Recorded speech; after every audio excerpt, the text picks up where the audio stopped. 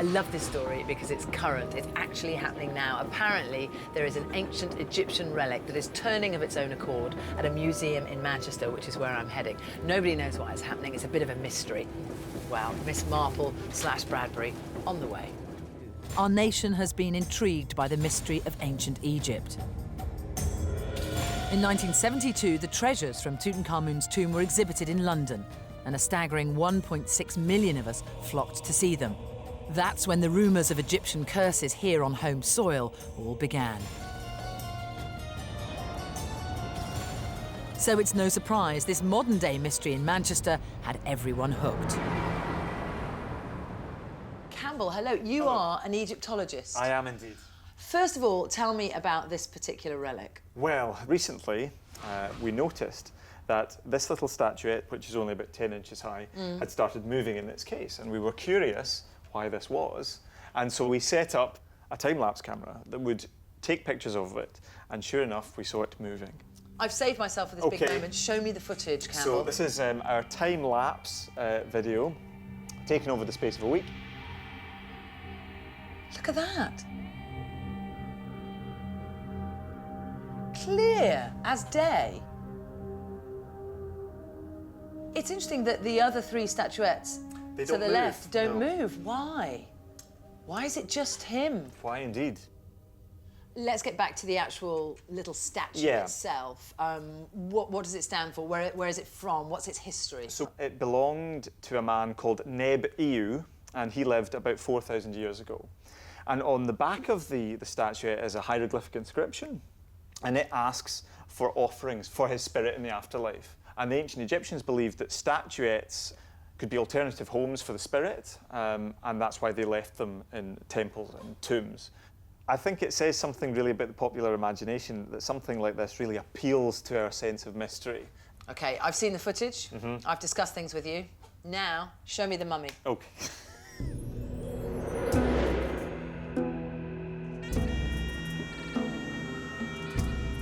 It's here. So this is the man, Neb-Ewe.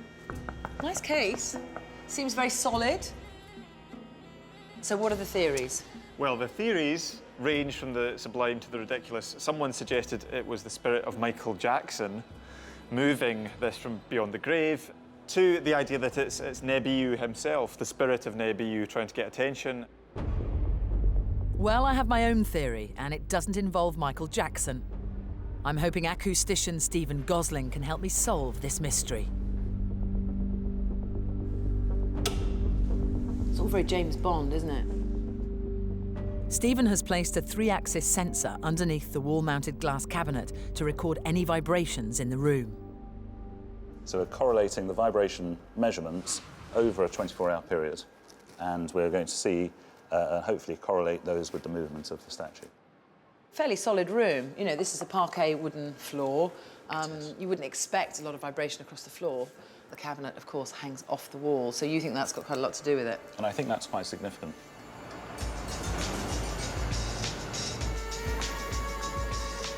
We'll run the test for 24 hours before analysing the results. Meanwhile, I've arranged to meet with Egyptologist Joyce Tildesley to find out more about our fascination with ancient Egypt. I think we're almost pre-programmed to believe strange things about ancient Egypt. People have seen films, they've read about Tutankhamun, and when you read about Tutankhamun, it's very difficult to break away from the idea that there's a curse there. Thousands and thousands of people have been into the tomb and survived, but at the same time, we still like the idea that there might be something there, and we buy into it. And then we're brought back to our little rotating man, and all of these ingredients just pulled together, didn't they, and created this big story out of a tiny object. Absolutely, yes. There's a strong desire to want to believe that the Egyptians knew something that we don't know, and that you can maybe access it if you can study them in enough detail. Immerse yourself in something fantastical. Yes, yes, and who knows what you'll learn. Maybe you'll learn the secrets of the ancients, if you believe that they exist. There's definitely something alluring about the mysteries of ancient Egypt. However, I don't believe there's anything supernatural about the spinning statue. Time to catch up with Stephen, who's got the results from our vibration test. Stephen, I left you in an empty museum room trying to come up with an explanation as to why this statue has been spinning. Have you been successful? Yes, we have. We've got some excellent data which I'd like to show you. This is the time-lapse video with an overlay of the vibration values. Starting, as you said, in the evening, 6 o'clock, we've got a peak. During the night time, it troughs down, which is when the statue stops moving. Absolutely. And then it starts to peak again from 6 o'clock, 7 o'clock in the morning. That's absolutely right. And the vibration is a combination of multiple sources. So there's buses outside on the busy road, there's footfall activity, and it's all of those things combined. And that movement is moving the cabinet, and that in turn is twisting our little man around. That's absolutely right. There are 4 statues in the cabinet. Why is only one of them moving? This statue has a convex base, has a lump at the bottom, and that makes it more susceptible to vibration than the others, which have a flat footing. Is this conclusive? Yes. You stake your life on it? Yes. Can't ask more than that, Steve. We've solved the mystery of the tiny rotating Egyptian, thanks to Steve and his vibration analyzer. And Joyce told me we're steeped in Egyptian culture, and that's one of the reasons why this story gathered such momentum around the world. So next time you're out and about, keep your eyes peeled for sphinxes, pyramids, obelisks. They're everywhere, apparently.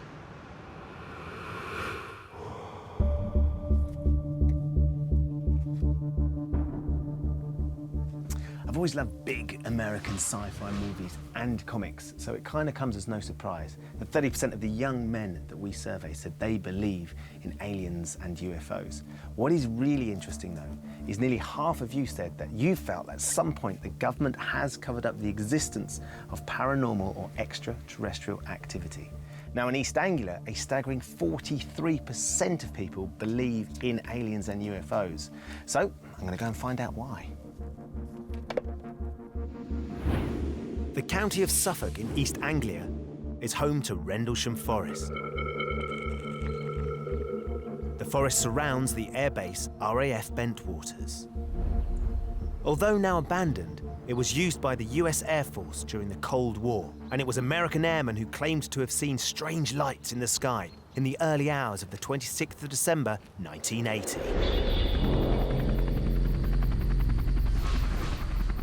The soldiers ran out into the forest to investigate, only to discover what they believed to be an alien spacecraft.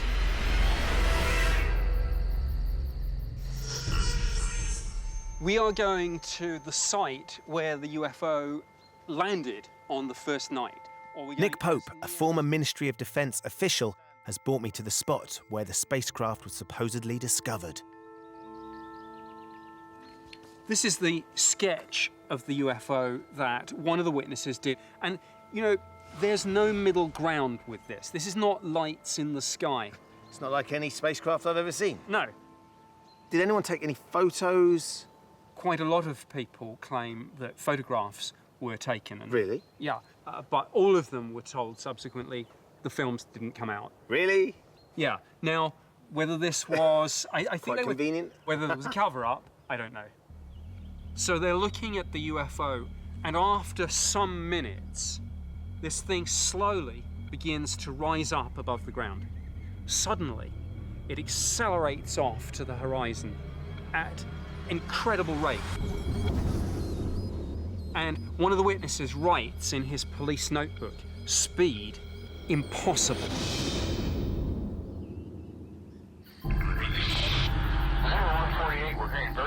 Sounds out of the farmer's barnyard animals. 2 nights later, more strange lights appeared in the forest. This time, Deputy Base Commander, Lieutenant Colonel Charles Holt, took a group of soldiers to investigate. So Colonel Holt documented this on tape, and that tape has survived. This is a group of men in the military, all out together. These are tough guys. You listen to that tape, you can hear the tension and the fear in those men's voices. It's coming this way. It is definitely coming this way. There is no doubt about it. This is weird. To the left. Yeah, definitely in the left. Two lights. One light to the front, okay. One light to the left. Keep the flashlights off. There's something very, very strange. Wait, it looks like an eye winking at you. It's still moving from side to side. We see strange strobe-like flashes to the rather sporadic, but there's definitely something, some kind of phenomenon. It's so strange. There's no question you can hear the tension, as Nick said, especially when the light or whatever it is seems to be coming towards them. But it seems to move quite a lot as well. It made it feel very, very real. And sitting here listening to it in the woods is really eerie.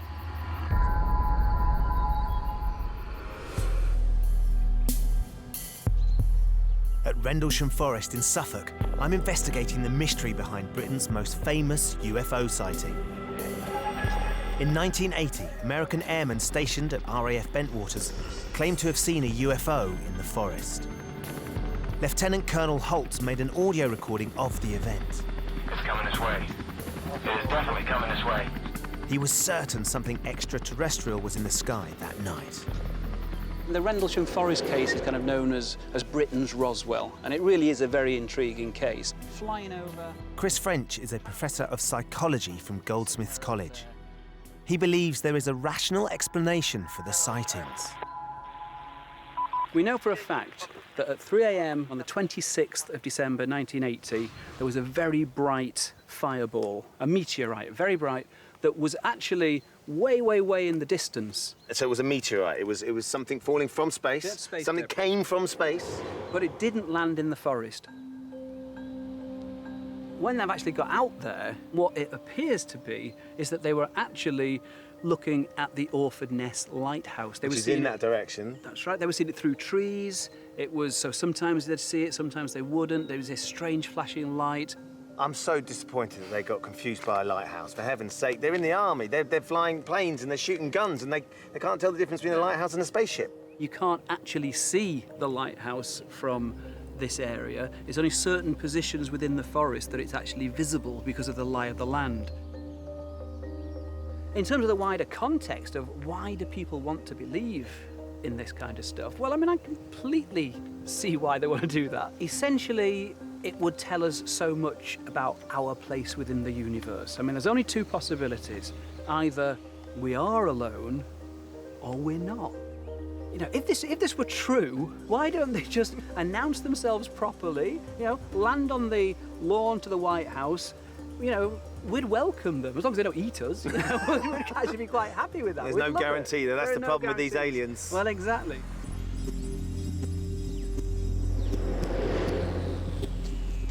So Chris firmly believes that it was the meteor in the sky that triggered Lieutenant Colonel Holt and his men to venture into the forest, where they then mistook the Orford Ness lighthouse a few miles east of the forest for an alien spacecraft.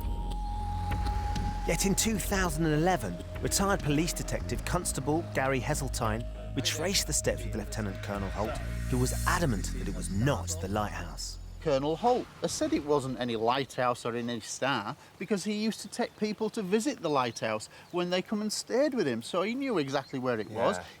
So Gary, looking at all the evidence, if it was aliens, if the UFOs did come here, why? Why Suffolk? At RAF Bentwaters, there should have been no nuclear weapons. But I've been told by an extremely high-ranking officer that there were more nuclear weapons at RAF Bentwaters than there was anywhere else in the UK. And I worked at 2 nuclear bases for the Royal Air Force as a police officer, doing exactly the same duties as what these airmen here were. The aliens, the UFO are interested because there's nuclear weapons here, and they have an interest that you believe in nuclear weapons all over the world. I certainly think that you can draw a conclusion over 60 years of research from around the world, very credible reports, that UFOs have an interest in what happens to mankind and nuclear weapons. So the only other question, with all these witnesses, high-ranking witnesses, why are they all trying to keep it secret? Why not tell us the truth? Because who wants to admit that they're not in charge of the airspace? It really is a question that I'm often asked. And I don't know the definitive answer, but I think for me it's about loss of power. I think it's fair to say there were some very strange goings-on around here back in 1980. But whether it was actually an alien aircraft or a meteor shower or the lighthouse, it's really, really difficult to decide. One thing we can't ignore, though, is Gary's theory that Rendlesham Air Base was housing secret nuclear weapons, and it was that the aliens were interested in. I want to speak to the MOD. I want to find out what they have to make of Gary's theory.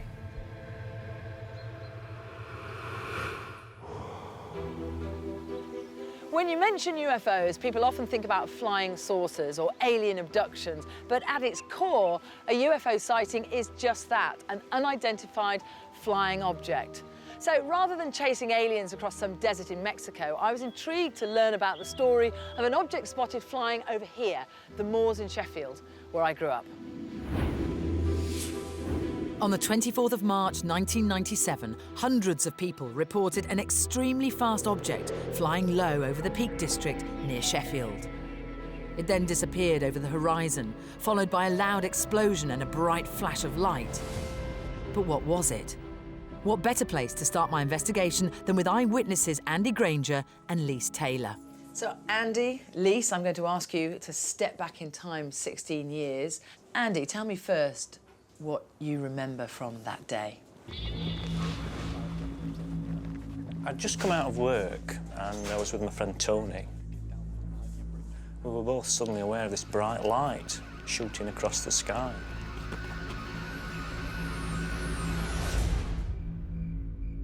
It was pretty low, so we thought, crikey, what's that? Figured it must have been a UFO of some description, but we were both, you know, quite shocked and couldn't believe what we'd just seen. You have a different recollection, don't Oh, yes, you? certainly. It was an aircraft, you say? Yes, it was. I was a special constable at the time. I was driving, it was a very clear night. Front wheel was down and it was lit up, which again is very strange. It's not something that you see very often. As it disappeared behind the car, there was a loud bang. And I thought, that plane's gone down. It was all over the news that there'd been an incident on the moors, so we thought that it must have been something to do with that. The emergency services were called into action last night after a number of reports of a low-flying aircraft and further sightings of what appeared to be an explosion. No planes have been reported missing by the Civil Aviation Authority, but police are continuing their search. More than 200 people and 3 helicopters scoured an area of 40 square miles. Mountain Rescue Incident Controller Mike France and retired Police Inspector Jack Clarkson conducted the exhaustive search. But nothing was ever found. At what point did you realise there were no other phone calls coming in to corroborate a missing aeroplane? You know, no family members? No one was reporting any aircraft missing. So if no one were reporting any aircraft missing, what could it be? What are some of the stranger theories doing the rounds? Jets were chasing a UFO. A light aircraft carrying drugs from Europe. I think that it was probably a tornado aircraft. The sonic boom, the afterburners. Let's just clarify, a sonic boom is when something breaks the sound barrier. Yes, so something made that noise. Yes. Conspiracy theories abounded of a military aircraft on a top-secret training exercise. But the MOD denied any knowledge at the time. The MOD released a report saying there was a sonic boom in the area. They couldn't account for one of their aircraft causing that sonic boom, but might have been a natural phenomenon caused by a satellite or space debris in the area. Why not just say that the pilot pushed his throttle a little bit too hard and was going on his way home?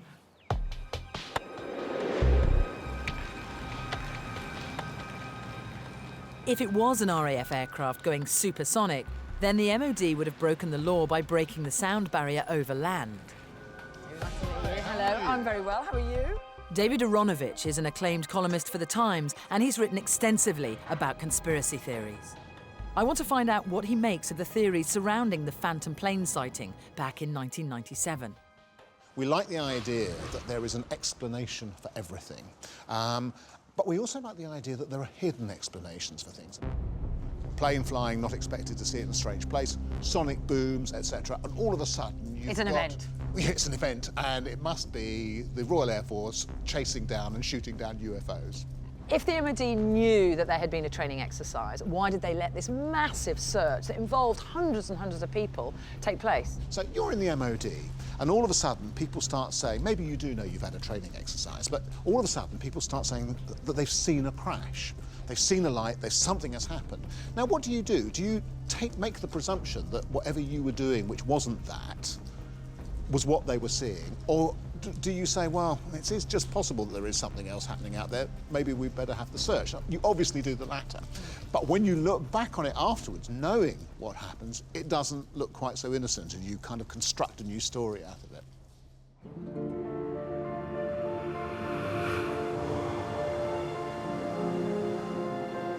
We've asked the MOD about the theories put forward in both our investigations.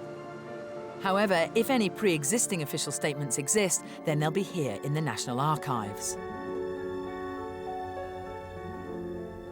So here we both are, completely different stories in different parts of the country, and we both end up here, National Archive. To be honest, I'm more confused now than I was when I started. Every time I spoke to anybody, I just ended up with more questions. However, we did get some response from the MOD. This is what they said.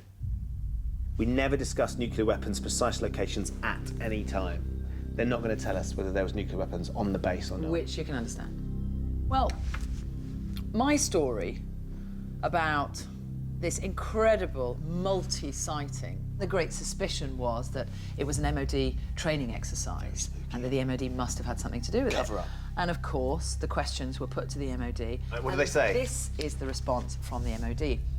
I can confirm there's no evidence to suggest that the United Kingdom's airspace was penetrated by an unauthorised foreign military aircraft. And as you know, that is the MOD's sole concern in respect of reports of unidentified flying objects. Well, these sightings of UFOs as well spike when big UFO movies come out as well. They've proved it. Men in Black, when Men in Black came out, when Close Encounters of the Third Kind. Bear in mind that my aircraft incident was around the same time that there were lots of big aircraft movies. Con Air Force One had been released. So that was very much in popular culture. These sightings, these kinds of incidents, are cyclical. So how do you feel? Are you satisfied? Has your thirst been quenched for aliens? We've ended up in the archive. I feel a bit more like a librarian than a Jedi Knight. You see, I can't wait to rifle through these papers.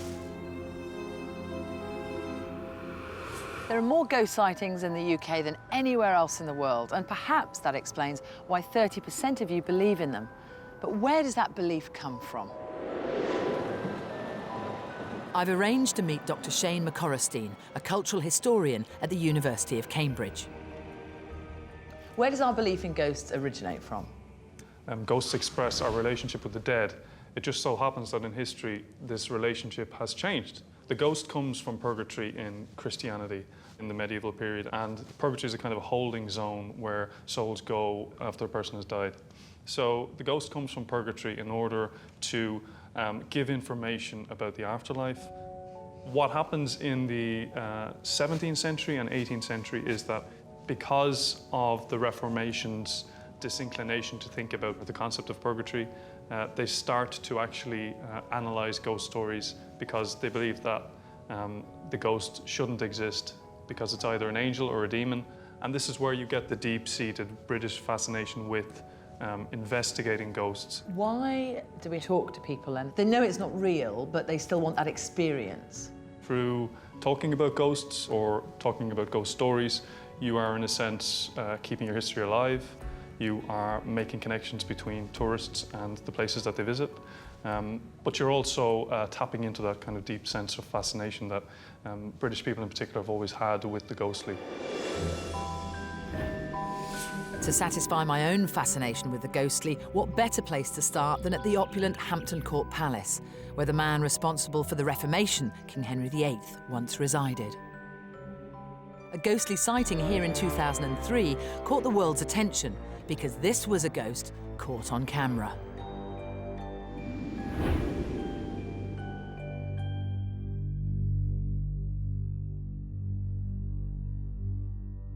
3 days in a row, these modern fire doors burst open. Now, the interesting thing is that this figure only appears on one of those 3 days. The figure isn't opening the doors. So the doors are bursting open, and then the figure appears to close the doors. It's that what isn't there. When they open, there's nobody there, and they are modern fire doors, push bar, whatever you use to get those doors open, it's going to be there in the first frame. OK, so the figure itself is just a member of the public? You do get people coming here in all sorts of strange clothes.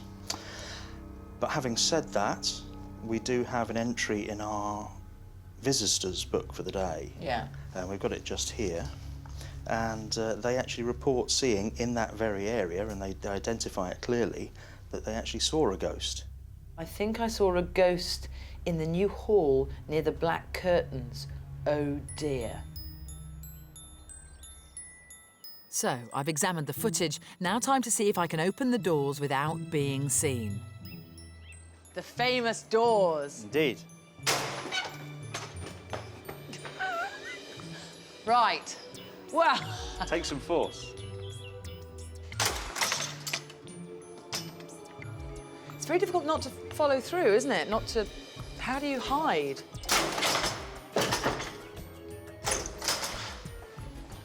Did you see me then? I don't think so, but they certainly didn't open in one frame. I nearly did it that time, with a bit of practice. So although this is indeed strange, I definitely don't think it was a ghost.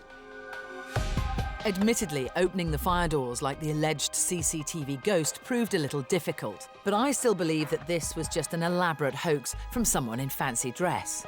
So I'm heading to the Hampton Court Palace costume department to find out more.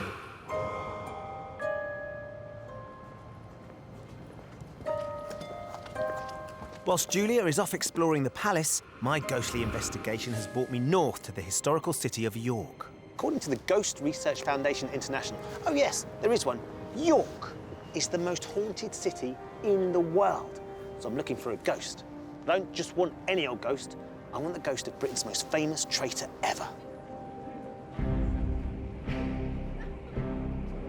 Britain's most tenacious terrorist, Guy Fawkes, was born and educated in York.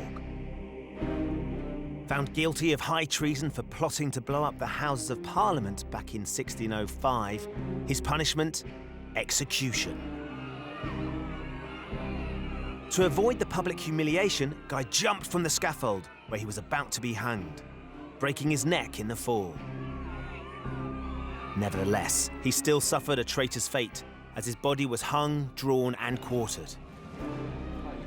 His spirit is said to haunt the Guy Fawkes Inn, built directly in front of the cottage where he was born in 1570. Ghost tour guide Mark Graham is to enlighten me about one particular ghostly sighting. Can you tell me about the story of the night of the strange occurrence here in this pub? It was just before bonfire night, 30 years ago. The landlord was locking up. A resident came to say he'd seen a strange man on the stairs with a black cloak and hat. He ran into an empty bedroom. They ran in after him. He ran into a cupboard. Well, they banged on the door. Come out, we know you're in there. Nobody there.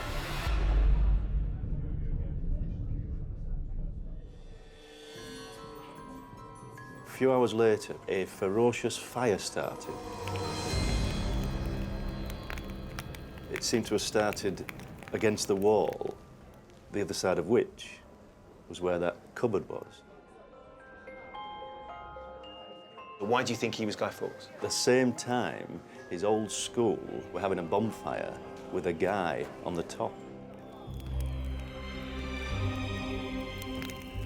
And this caused quite a lot of concern in the city. Did it? Funnily enough, yeah, people were saying it's a bad idea to burn an old boy. He'd turn in his grave. It's something of a mystery, though, to get full information on it. It's as if there's something holding us back. The only people I could track down was a fireman that went to it. Really?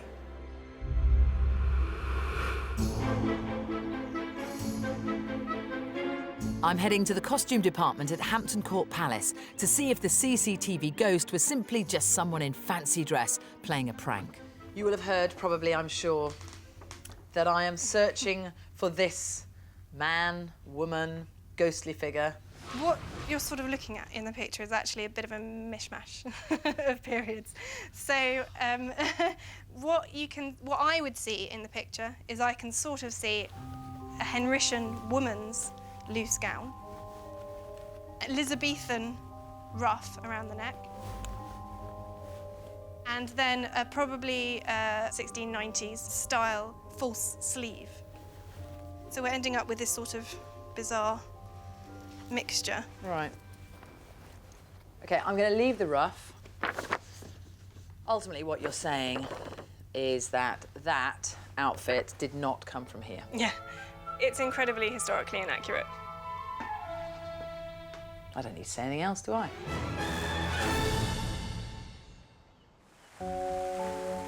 So it's fair to say that this ghost has proved little more than a practical joke. For the CCTV footage like this to be shown and to garner such interest, it's not a surprise. This isn't proof of the existence of ghosts. It's not evidence. It's not evidence, but it is evidence that we find ghosts incredibly fascinating, and we are constantly trying to capture them on a variety of media.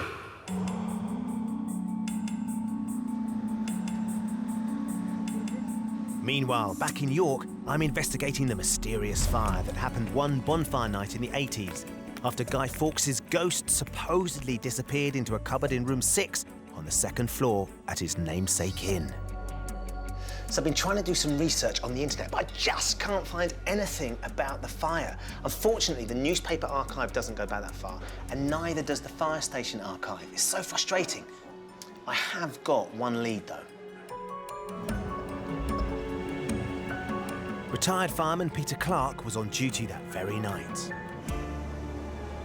It was around about 5 o'clock in the morning. It was daylight, so it must have been summertime, and the rooms on the 1st floor up there were well alight. So it was the 1st floor? The 1st floor, yeah.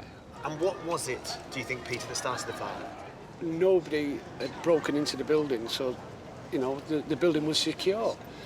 So the fire had to have started of its own by some means within. And have you ever heard about this story of the ghost of Guy Fawkes, Peter? I have heard. What do you know of the story? Something about a ghost running through the wall. I don't know the whole story, but I've just heard little bits about it. How great was that, meeting Peter, one of the team that actually put out the very fire that Mark was telling us about? The problem is, things aren't really adding up. Firstly, Peter said the fire happened on the 1st floor, not the 2nd floor. And secondly, and this is crucial, he said it was daylight at 5 o'clock in the morning, so it had to be the summer. And even here in York, I'm pretty sure they don't burn effigies in the summer. As far as I can tell, there's one last piece to this puzzle. I've arrived at Guy Fawkes' old school, St Peter's, to see if it's true that they don't burn an effigy of him, and if there was ever an occasion when they tried to. Hannah, thank you for inviting us to your school. Tell us what happens here on Bonfire Night. It is quite a barbaric thing to do, burning an effigy of somebody, and when it's somebody who's part of the history of the school, it makes it rather more real. So we don't burn a bonfire, and we certainly don't burn a guy. What do you make of the story that we've been told, which is somebody here at St Peter's decided we're going to burn a guy this year, and that night, a fire started next to the Guy Fawkes Inn? It's not a story that we've come across, actually. We have, a former archivist of the school wrote a book about the ghosts of York. Okay. And it actually mentions 2 of the ghosts that we're rumoured to have on site here at the school at St Peter's, but it doesn't mention anything about this story at all. Having spoken to Peter and Hannah, the facts to this story are not adding up. But I'm not giving up on the Guy Fawkes ghost just yet. There's only one thing for it. Hi. How you doing? I'm checking in. Brian, assistant manager of the inn, takes me to the infamous room 6. I understand the ghost comes running in, and this is the cupboard. It is the cupboard. It disappears into? Yeah. Oh, it's a cupboard. It's an ironing cupboard with a blanket. I was hoping it'd be a little bit more dramatic. Good squeak. That's a brilliant comedy horror squeak. It is. You spent a fortune getting that right, haven't you? We did. So I have to say, Brian, I came here very excited because I thought I was going to track down Guy Fawkes' ghost. But as I've gone through the day, it's kind of unravelling as I go along because it's apparent that the fire happened in the summer. It didn't happen in the autumn. The school don't have any recollection of anyone ever deciding to burn an effigy. So this is my last chance. Unless I see Guy Fawkes tonight while I'm asleep or he wakes me up, I'm kind of feeling like maybe there's nothing to this story. It's York. You can't go very far without tripping over a ghost.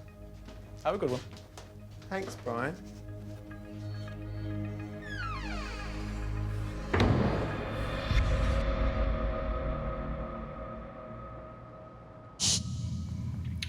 Right, so it's bedtime in the most haunted room, in the most haunted city in the world. That's Guy's cupboard.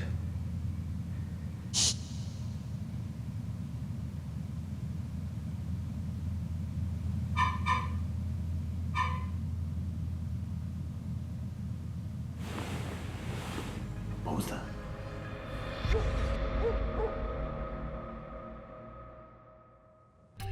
So how was your night in the haunted hotel? Well, I survived. I didn't get much sleep because of these noises, but what I discovered in the morning, it was a radiator that needed bleeding. Ah. Despite that, though, there was still something strange about that room, you know. That confirms, you see, what Dr. Shane told me, that even rational people can suspend their disbelief for long enough to buy in to something like a ghostly experience. You can believe that you hear that noise or you feel the stroke against the arm. And actually, atmosphere and the vibes of a place have got a lot to do with it as well. So both our experiences are typical of what it is about Brits. That means we embrace ghost stories. Actually, it's about the entertainment. The truth isn't what's important. The fact is, we hear the story, we then go and experience the story, and we share the story, and it's that shared history that makes it so great. Coming up. He climbed into the aeroplane, flew off into the night, and that was the last time Peter Gibbs was seen alive. For him to have no bruising of any sort is extraordinary. I've travelled all the way to Scotland's Inner Hebrides to the Isle of Mull to investigate one of the UK's greatest air mysteries.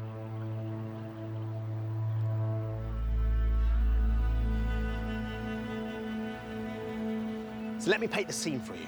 Christmas Eve, 1975. Light aircraft pilot Peter Gibbs and his then-girlfriend, Felicity Granger, flew off to the beautiful island of Mull to spend some time together. Having had dinner at the Glenforsa Hotel, Peter suddenly decided he wanted to take a night flight from the Glenforsa airfield. Even though he was warned by the locals, he was undeterred. He commanded that Felicity put 2 torches at the end of the runway,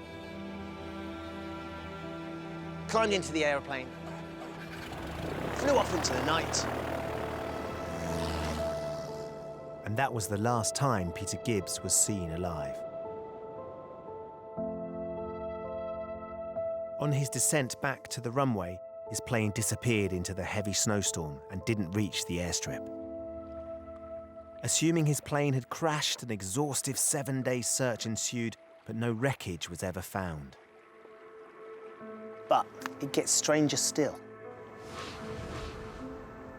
4 months later, a local shepherd was walking across his land. 400 feet up a hill was a body. That body was later identified as the corpse of Peter Gibbs. Unbelievably, there were no injuries on the body other than a small laceration on his ankle. Clearly, the body had succumbed to the elements and nothing connected with a plane crash. The only other clue was a few years later, one of the wheels from the aeroplane washed up on a nearby beach.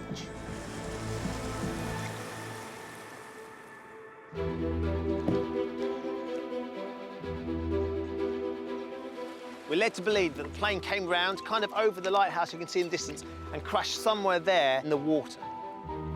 Now, we had to get out of the plane, swim to the shore here. Now, this shore is really difficult to walk across. Bear in mind, it was Christmas Eve. It must have been freezing cold. It was blizzards. There was snow everywhere. And now he's faced with a challenge, disorientated, probably concussed, of getting through all these weeds and all this heather and up to the top of that hill. That's some challenge. So you can see just what a struggle this must have been for him.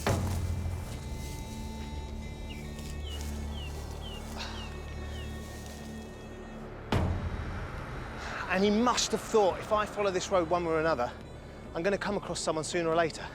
For some reason, and perhaps this is the reason that tragically he ended up dying, he thought it best to keep going forwards and over the hill.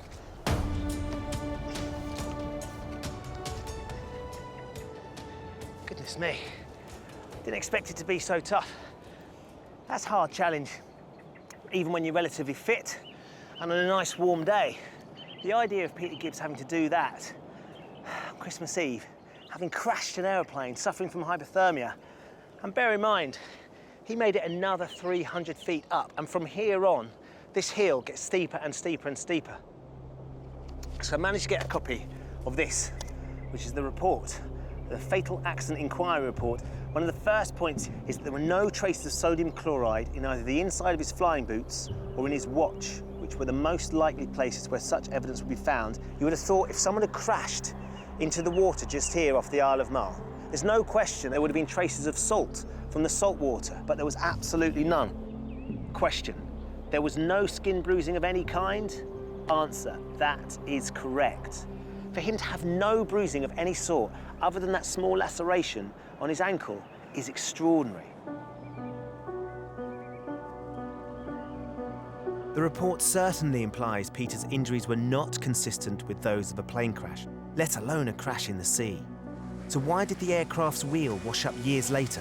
And if he didn't crash at sea, why hasn't his plane been discovered on the land? I've made contact with his then girlfriend, Felicity Granger, who was there with Peter that very night at the airfield. He'd always said to her, if anything went wrong, he would land close to the shoreline because he knew there'd be enough water to cushion the blow from the crash, but he wouldn't be so far out that he couldn't make it to land. She believes that that's what happened. He landed the plane in the shallows, made it onto land, staggered up the hill, and then became disorientated and tragically succumbed to the elements. For her, there is no mystery. For me, I'm not so sure. It still doesn't explain why there was no evidence of any salt water in Peter's watch or in his boots. It seems as if certain findings in the inquiry report will forever pose unanswerable questions, rendering this tragic accident an unsolved mystery. Next time on Mystery Map. Should we be worried now that the entire set is on fire? Yes, I think we should. It was the muscles on this thing. Out of the hedge, 10 feet in front of me, it just jumped out. Without a single piece of DNA, it just seems incredibly unlikely. A cross between a practical joke and a PR performance art. And there were no human footprints. This has really messed my head up now.